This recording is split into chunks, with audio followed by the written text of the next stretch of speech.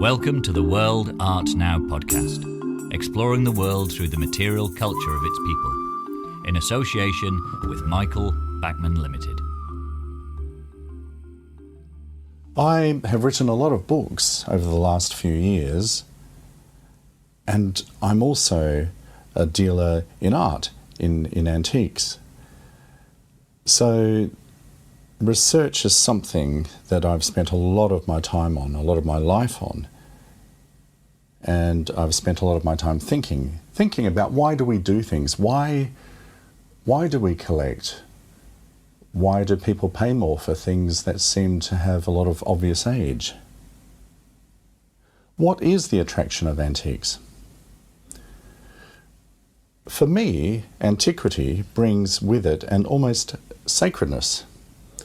Objects seem to be imbued with a special character given to them by age and from having been handled, having been touched by people over many, many years and sometimes many generations. The patina of an item, the patina being the depth of the surface from handling and touching and the colour that it has from age, the patina suggests not just the age, but its past, its history, and something of its former owners. Items that have been handled or used in some past age are a tangible, direct, and highly personal link between us now and those who have gone before. Now, we may not know the names or indeed anything about the past owners, but that anonymity, for me, seems to add to the attraction. Maybe we find it reassuring that the objects of others have survived when their owners have not. This suggests that perhaps a form of immortality is reserved for us all, and equally that we have a connection to the past and that we're not isolated in time, but we, as individuals, are part of some greater continuity. Inanimate objects can be seen as being imbued with a power or a potency. Few people, even the most rational, would want to try on, for example, say a coat that had been worn by a notorious murderer. Most would recoil at the offer. By the dint of the deeds of its past owner, such a coat is actually more than a coat. It's not a piece of clothing. It's beyond that. It takes on some of its past owner's character, sort of like, if you like, an aura by association. In the Sufi tradition, there is the concept of barakat, where objects associated with a revered individual are venerated as repositories of that person's charisma, maybe their power and their energy. Such objects become relics and are assumed to have talismanic or protective properties. This is actually very similar, of course, to what you have in the Christian church. And in medieval times, there was a huge trafficking in saints' relics. Huge amounts of money were paid for, small bones of saints, pieces of the so-called true cross, and other things that had some sort of association with important early Christian figures. So in this way, inanimate objects are vested with the inanimate, and it's for this reason that antiques enjoy a reverence, I think, among many people. Not all people, some people just don't care, but for those who do collect, it's this reverence with the past that is such an attraction, and why I think patina, things with a very strong patina, a very good patina, attract a premium. Now, the Javanese and the Balinese of Indonesia have this, or the concept of pusaka, or heirlooms, whereby objects that have been handed down within families take on almost a sacred aspect and are imbued with talismanic properties. This is a very similar concept to what I was just talking about before. Now, possession of these sorts of pusaka objects defines the owners and is essential for maintaining one's position and authority. It's as if these objects somehow channel like a cosmic life force which is marshalled from earlier generations. The head of the family the head of the family has that position because of his ownership or her ownership or control of the pusaka.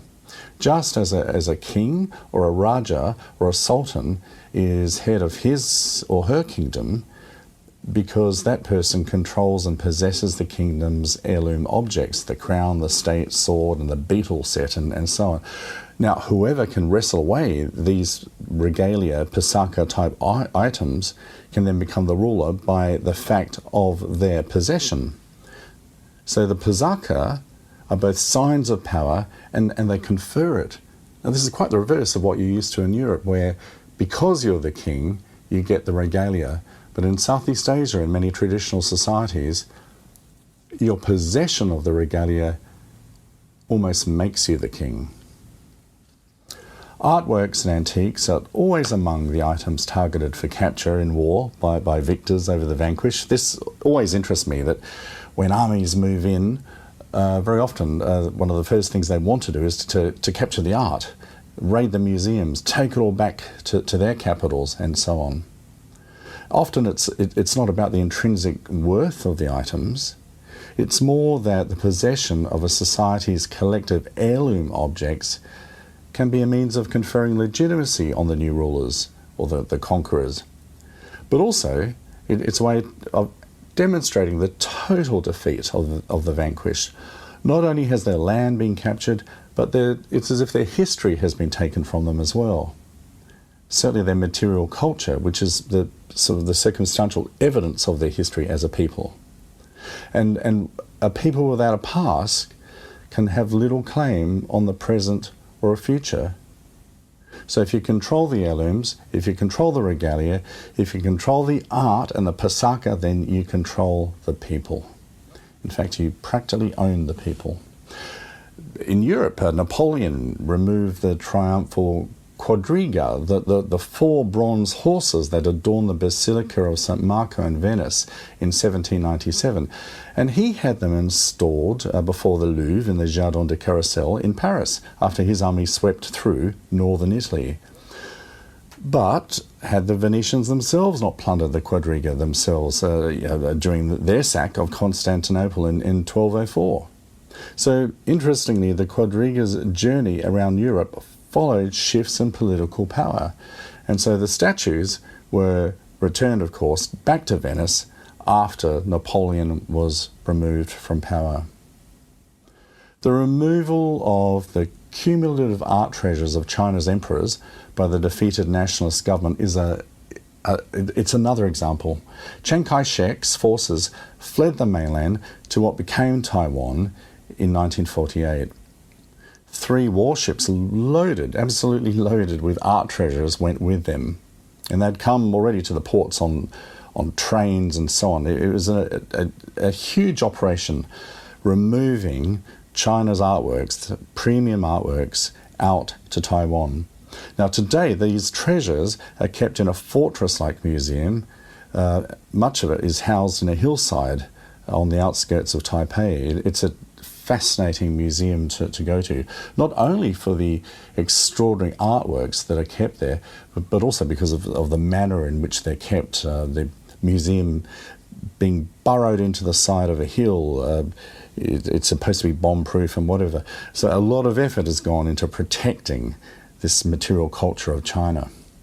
Now, the nationalists sought to deprive the incoming communists of any legitimacy that these possessions might confer. That's why they were so definite on taking these artworks out of mainland China and taking them with them to Taipei. It's as if they still retain their legitimacy as the rightful government of China because they possessed the art.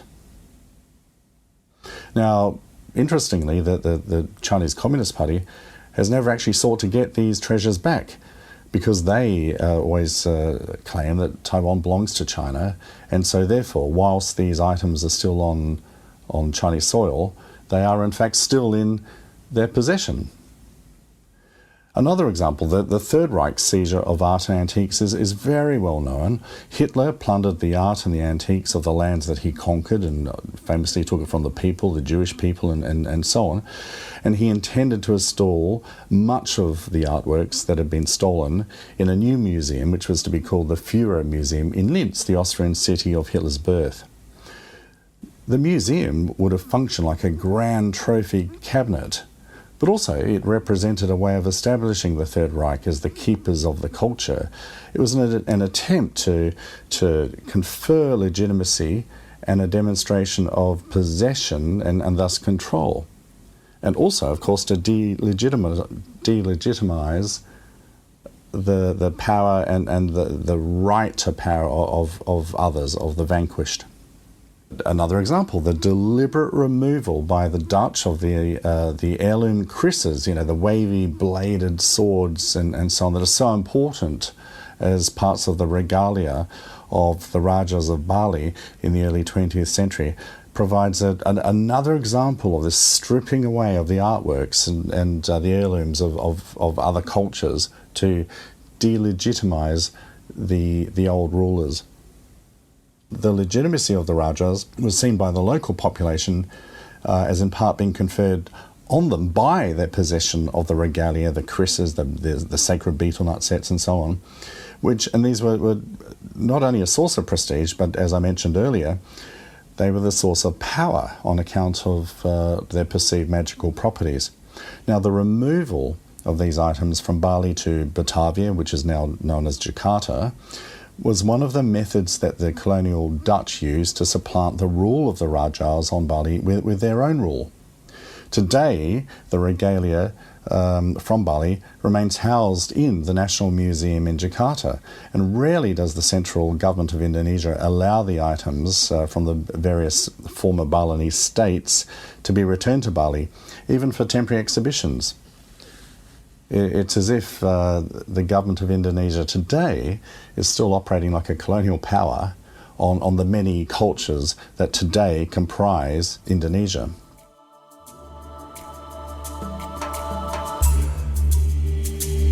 So do we, as collectors, feel more powerful because of our possession of our collections? And if we add to those collections, do our feelings of power or worth of having carved out a legitimate place on the earth which we occupy, does it grow? Quite simply, in many cases, I feel the answer is yes. Build a collection and you are kind of building your own fiefdom. It's as if you are building your own kingdom. Collectors are in possession of the regalia of their own kingdoms that they're making. In a sense, we are all custodians of Pusaka. Perhaps the Pusaka might belong to other cultures and so on. But by gathering it together and owning it, it's as if we are drawing on like a power source. Some sort of legitimacy and also some sort of connection to the past and some sort of, in a sense, immortality. Now, in practical terms, what constitutes a collection? A collection is composed of objects that bear an intrinsic relationship to each other rather than being valued for their own qualities.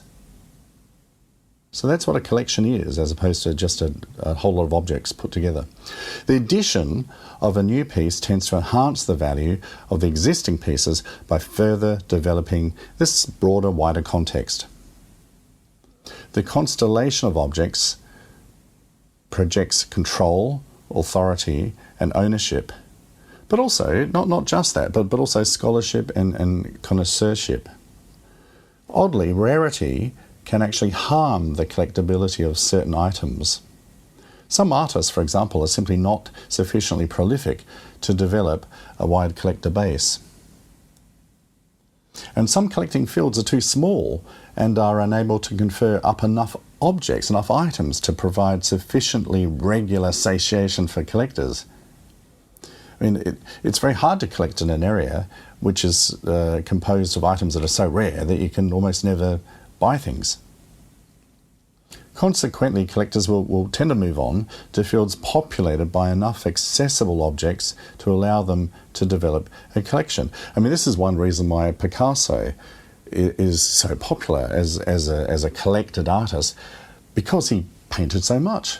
There's a lot to be had. Some artists actually painted so little that they sell at a relative lack of premium because it's just actually too hard to access their works, and it's going to become too hard to meaningfully put together a collection. But then why collect? Even in areas when it's easier to collect. Why do this? The paradox of collecting, I think, is that it's all about material goods and material culture, but the practice of collecting is anything but materialistic. One might appear greedy in pursuit of a collection, but greed is a term that misdiagnoses the condition as I see it.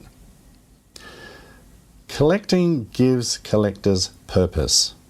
To them, they are often building a monument as far as they are concerned.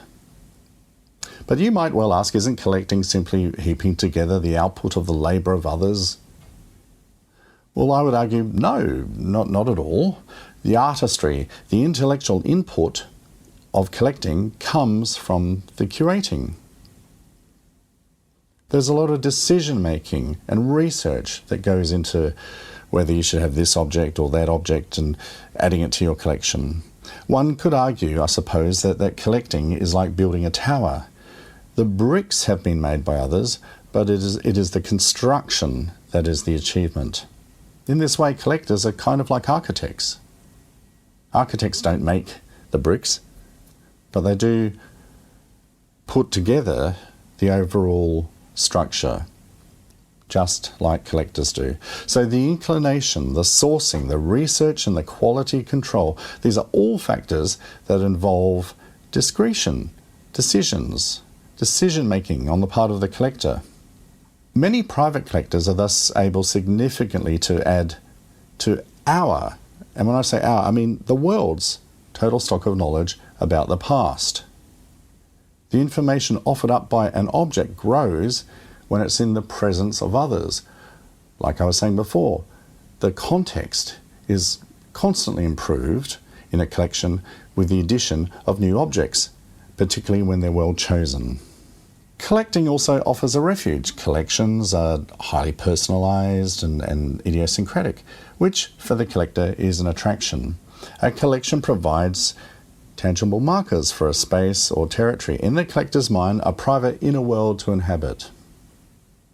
The passion that drives serious collectors is highly addictive. I know that as a dealer and a collector myself, but sometimes I think this is why we call art dealers dealers.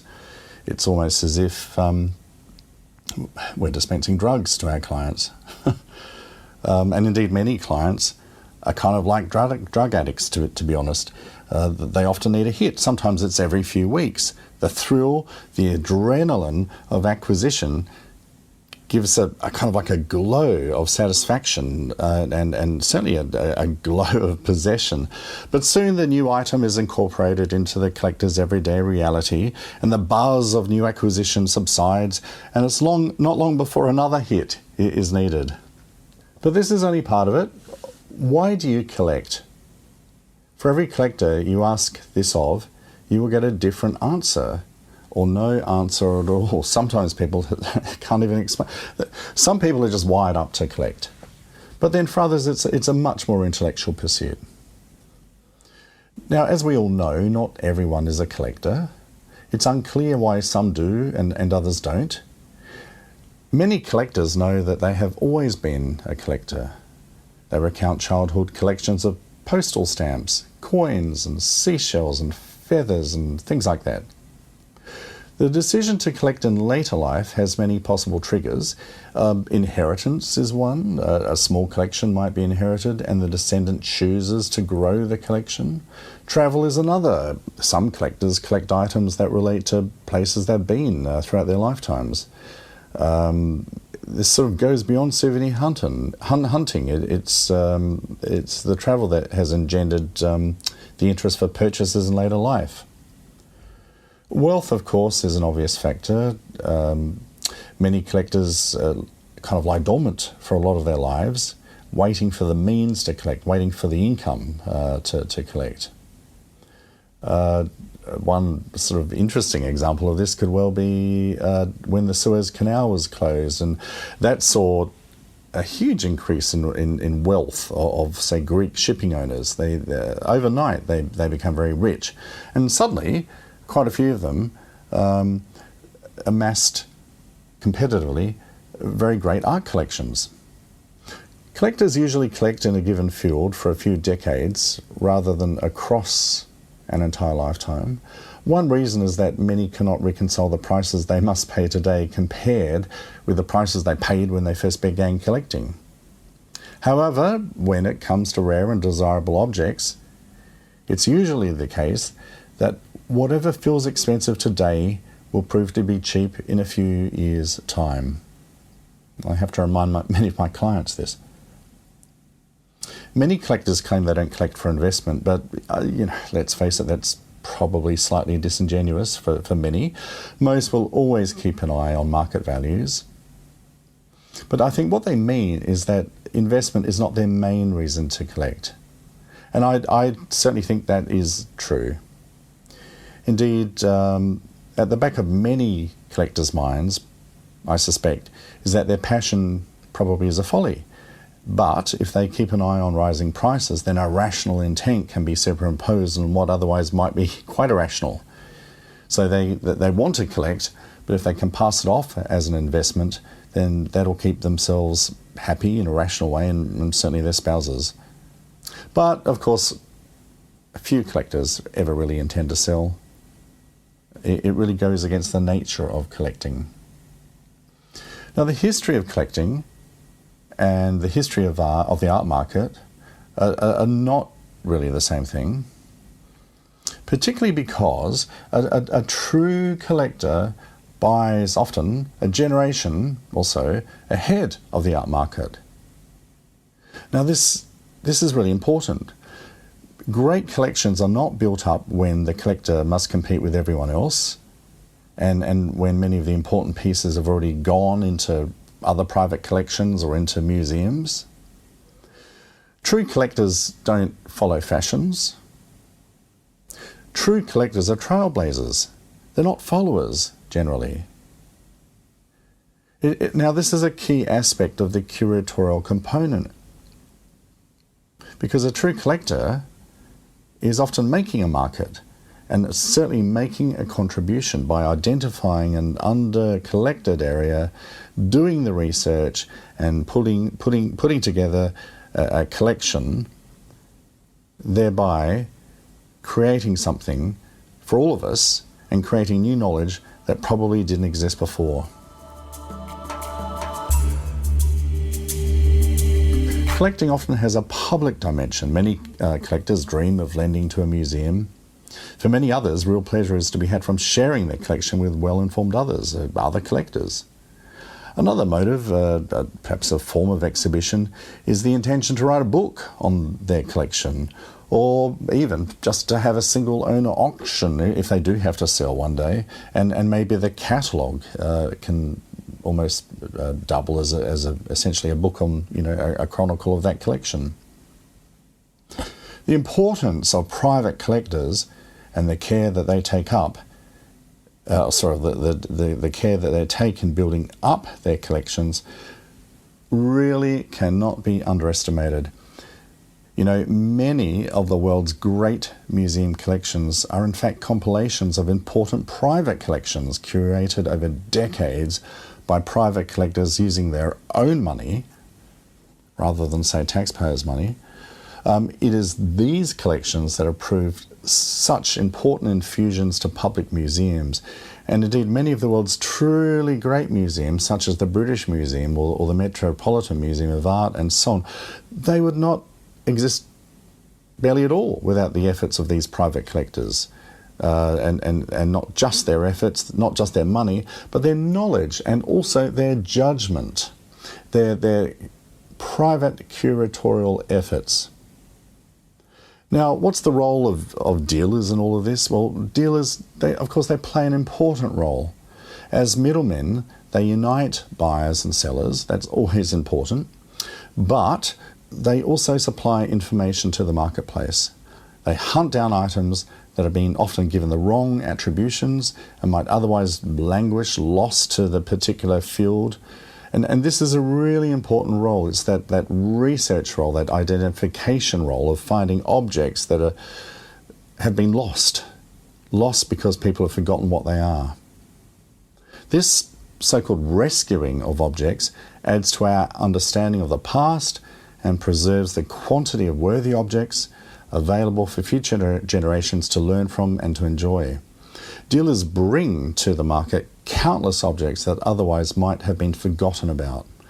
Good dealers are themselves curators and in many instances have better knowledge than those in museums simply because of the volume of items that they see and handle, and often because it's their money that they risk when they decide to purchase rather than the funds of others.